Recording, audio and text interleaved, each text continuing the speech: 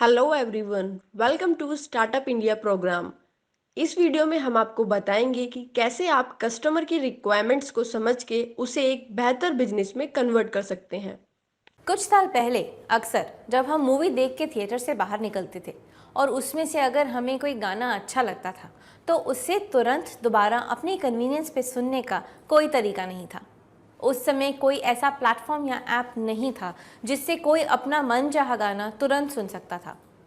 सावन ने सबकी इस परेशानी को बखूबी समझा और एक ऐसा ऐप बनाया जिससे कोई भी अपनी चॉइस का गाना या तो कलाकार का नाम डालकर या मूवी का नाम डालकर या फिर गाने के नाम पे सर्च करके एकदम सुन सकता था। ये लोगों के लिए बहुत बढ़िया वैल्यू प्रोपोजिशन था। पर क्या सावन के फाउंडर्स ने ये मार्केट का गैप अपने एप्लीकेशन बनाने के पहले पहचान लिया था या फिर ये महज एक इत्तेफाक था? चलिए हम आगे चलते हैं और सावन के ऋषि मल्होत्रा से समझते हैं कि उन्होंने लोगों की ये ज़रूरत कैसे पहचानी और फिर कैसे सावन का ऐप बाज़ार में आया और कामयाब बना। सावन को शुरू करने की सबसे बड़ी वजह यही थी कि हम सब को फाउंडर्स म्यूज़िक लवर्स थे, क्योंकि जो आपका बिजनेस हो उस चीज़ से आपको मोहब्बत होनी चाहिए, नहीं तो उसमें आप कई सालों में भी अच्छा नहीं कर सकते। और हम को फाउंडर्स बड़े ही हुए थे नॉर्थ अमेरिकन्स, साउथ एशियंस की तरह। हम अपने लिविंग रूम में भारतीय संगीत सुन के बड़े हुए और बेडरूम्स में कई तरह का इंग्लिश म्यूज़िक सुना करते थे। तो हुआ ये कि हम बड़े हुए और हमने संगीत को डिजिटल में देखा। तब ना ही डिजिटल इंडिया था और ना ही digital south Asian content. Bharat एक ऐसा देश है जिसमें करोड़ों लोग संगीत प्रेमी हैं या जिनका जीवन ही संगीत है, और यहाँ कुछ बेहतरीन कंटेंट भी अवेलेबल है।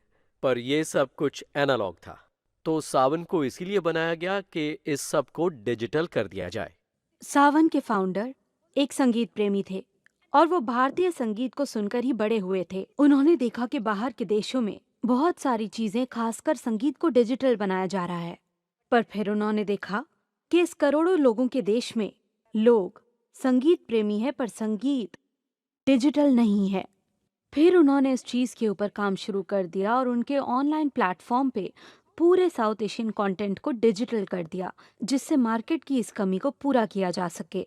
पेन पॉइंट्स जो हम अपने रोजाना जिंदगी में फेस करते हैं, चाहे वो काम पे हो या घर पे या किसी खास अवस्था में, वहीं से हम नीड गैप को समझकर अपने बिजनेस के लिए नए आइडियाज ढूंढ सकते हैं। नीड गैप ज्यादातर हमें सामान्य पेन पॉइंट से ही मिलते हैं। चलिए रेड बस की फनिंद्र सामा और फ्रेश डेस्क के गिरीश से इस चीज को समझने की कोशिश करते हैं। 2005 की दिवाली में जब मैं टिकट बुक करने गया तो उसने बस ऑपरेटर्स को कई बार कॉल किया और उसने मुझे बताया कि कोई सीट अवेलेबल नहीं है। और जैसे ही मैं उसके ऑफिस से जाने वाला था तब उसने मुझे बताया कि एक और एजेंट है जो सीट दिलवा सकता है। और यही चीज़ क्लिक कर गई। मैं सोच रहा था कि अगर ये बस टिकट एजेंट है तो उसे पता होना चाहिए कि उस शाम को बैंगलोर से हैदराबाद जाने के लिए बस में कोई सीट खाली है या नहीं, और कैसे वो मुझे एक दूसरे एजेंट के पास भेज रहा था। बट एनीवे मैं दूसरे ट्रैवल एजेंट के पास गया। इतने सारे ट्रैवल एजेंट्स के पास जाने के बाद मैं बिना टिकट के बैंगलोर में ही रह गया। पर अगले दिन जब मैं सोकर उठा आई वाज फीलिंग गिल्टी, क्योंकि अगर मैं किसी और ट्रैवल एजेंट के पास गया होता तो, और शायद वो किसी और बस ऑपरेटर को कॉल करता और शायद उसके पास कोई सीट होती जो उस शाम को बैंगलोर टू हैदराबाद खाली जा रही होती। इसमें बस ऑपरेटर का लॉस था, क्योंकि शहर में किसी कोने में एक कस्टमर था लेकिन उसे उस कस्टमर के बारे में नहीं पता चल पाया। और साथ ही ये उन 4-5 ट्रैवल एजेंट्स का भी लॉस था, क्योंकि उनके सामने एक कस्टमर था जो टिकट खरीदना चाहता था जिससे उन्हें पैसे मिलते, लेकिन उन्हें नहीं पता था कि किस ऑपरेटर को कॉल करें। And also as a customer ये मेरा भी लॉस था, क्योंकि त्योहार के वक्त मैं अपने घर पर होना चाहता था पर मैं नहीं जा पाया। तब मुझे समझ आया कि हम तीनों के लिए ये लॉस है, क्योंकि वेकेंट बस सीट्स की इन्फॉर्मेशन कहीं पर भी अवेलेबल नहीं थी। मैं आपको एक कहानी सुनाना चाहूँगा जो 2009 में मेरे साथ हुई थी। मैं यूएस से भारत जा रहा था और मैं अपनी सारी चीज़ों को वापस चेन्नई भेज रहा था।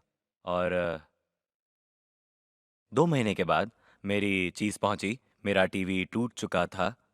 अब मुझे उसकी इतनी फ़िक्र नहीं थी क्योंकि मैंने उसका इंश्योरेंस खरीद लिया था। इसलिए मैंने सोचा कि मैं सीधे कस्टमर सपोर्ट से बात करूँगा और अपने इंश्योरेंस को वापस ले लूँगा। मैं आपको शॉर्ट में बताता हूँ क्या हुआ। उसमें 28 ईमेल्स गए, बहुत सारे कॉल्स, बहुत सारा डॉक्यूमेंटेशन और 5 महीने ऐसे ही गुज़र गए। पर मुझे इंश्योरेंस कंपनी का नाम भी नहीं पता चला था जिसका मेरा इंश्योरेंस किया था, और अब मुझे पैसे की उतनी फ़िक्र नहीं थी, मुझे बस उनसे अपना बदला लेना था। तो मैं ऑनलाइन गया एक जगह पर जिसका नाम था R2I club forums, return to India club forum. जो लोग यूएस से भारत लौटते हैं, ये फोरम उनके लिए था। ये वही जगह थी जहाँ से उसे दरअसल शिपिंग कंपनी की सिफारिश मिली थी। मैं वहाँ गया और मैंने अपना अनुभव वहाँ लिखा, अपने टूटे हुए टीवी की तस्वीर के साथ, और हैरत की बात ये हुई कि अगले दिन ही उस कंपनी के प्रेसिडेंट मेरे पास आए और मुझसे माफ़ी मांगी, और उसके अगले दिन ही पैसे मेरे बैंक में आ चुके थे। दरअसल अब मैंने ट्विटर देखा तो मैंने जाना कि कस्टमर अपने अनुभव ट्विटर या फेसबुक या यूट्यूब पर लिख रहे थे। अब customer one two one conversation, यानी कि कस्टमर और कंपनी के बीच से हट चुका था, और कस्टमर कंपनी की बात अब खुल के सोशल मीडिया पे कर रहे थे। और मुझे लगता है तब मुझे एहसास हुआ कि ज़्यादातर टूल्स अभी भी पुराने तरीके से काम कर रहे थे, मतलब फ़ोन और ईमेल्स के ज़रिए। इसलिए मैंने सोचा कि यहाँ मेरे जैसे लोग जो मार्केट को अच्छे से जानते हैं, उनके लिए एक मौका है कि वो अगले जनरेशन का कस्टमर सपोर्ट सॉफ्टवेयर बनाएं। इसलिए हमने उसका नाम फ्रेश डेस्क रखा, क्योंकि एक फ्रेश हेल्प डेस्क ना ही सिर्फ एक कंपनी को कस्टमर की समस्याओं के बारे में फ़ोन या ईमेल से बताता है, पर वो नए चैनल्स जैसे कि कोई मोबाइल ऐप या ट्विटर या फेसबुक या ब्लॉग्स का इस्तेमाल करके।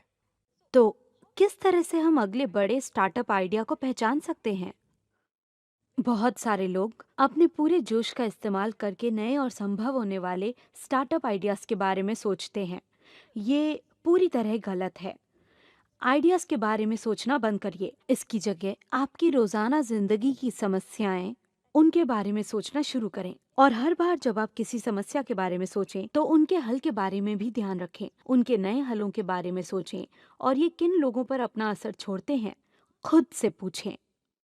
ये किन लोगों को अभी चाहिए, उन्हें इसकी कितनी ज्यादा जरूरत है, क्या वो ऐसे लोगों से खरीदेंगे जिनके बारे में मालूम ना हो?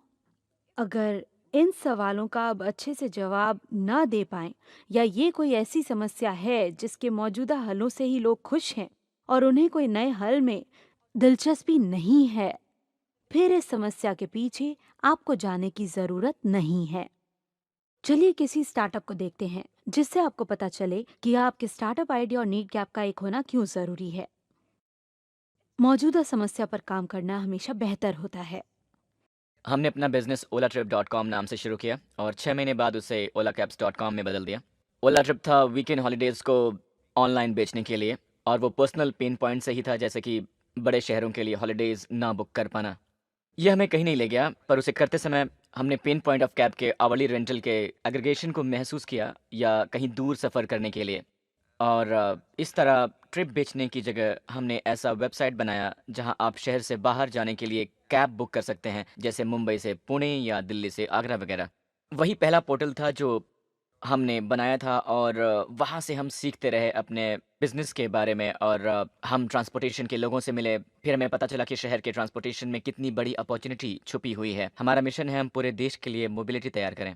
ये बहुत ही जाहिर सी बात है कि आप सिर्फ उन्हीं समस्याओं पर काम करें जो मौजूद हों, पर फिर भी स्टार्टअप्स दरअसल उन समस्याओं का हल निकाल बैठती हैं जिनका हल किसी को नहीं चाहिए।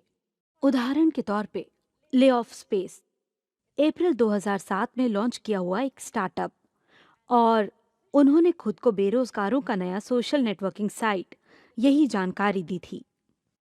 इसे माई स्पेस और लिंक्डइन ने तैयार किया था और ये साइट बेरोजगारों के लिए था।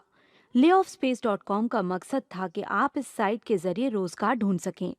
बदकिस्मती से ये नाकामयाब रहा क्योंकि उनके फाउंडर्स ये समझ नहीं पाए कि लोग ऑनलाइन शेयर्ड अनएम्प्लॉयमेंट से जुड़ना नहीं चाहते थे, और ये भी कि लोग ये सबके सामने मानना भी नहीं चाहते थे कि वो बेरोजगार हैं।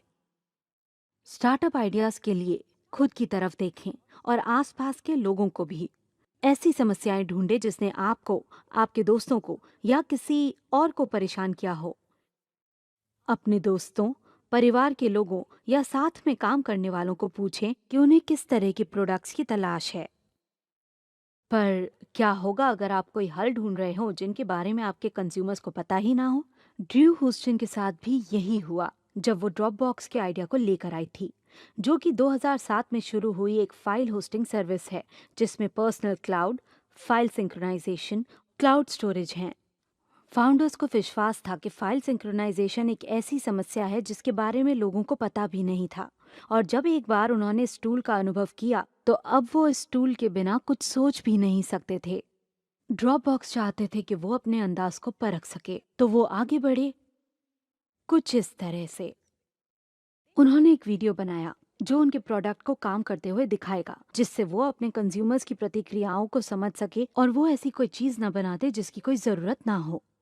इस साधारण से वीडियो की वजह से सैकड़ों और हजारों लोग इस वेबसाइट पे आए और उनकी वेटिंग लिस्ट एक ही रात में 5,000 से 75,000 तक चली गई।